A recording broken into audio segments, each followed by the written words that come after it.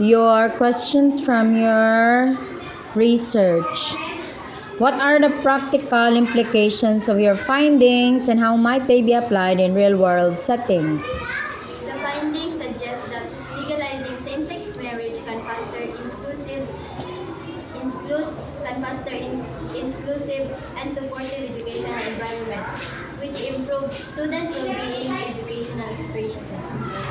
What are the potential limitations or challenges in applying your findings? Potential limitations include challenges. Potential limitations include challenges by Potential limitations include challenges by distinguishing the effects of same-sex marriage legalization and concurrent and educational social experiences. What are the next steps in this line of research and what future studies would you recommend based on your findings? The future study should explore long-term effects of same-sex marriage legalization and educational and career trajectories.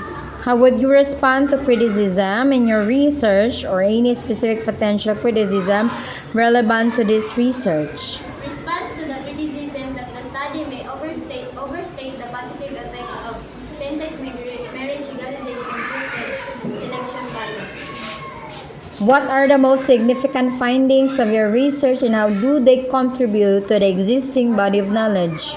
The most significant finding was the positive correlation between same-sex marriage legalization, which in turn positively influenced their educational experiences. Did your research uncover any unexpected results and how did you interpret these and what are the implications? The unexpected results were pronounced by supporting every opinions, policies, and initiating legal changes. Could you elaborate on the statistical analysis you employed and justify your choice of techniques? I employed multiple regression analysis to examine the relationship between same-sex marriage legalization on social acceptance educational experiences, controlling for potential confounding such as socioeconomic status and prior attitudes. How did you ensure the validity and reliability of your data collection methods?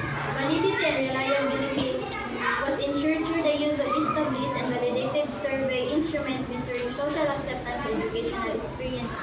What are the key limitations of your methodology and how did these limitations influence your findings? The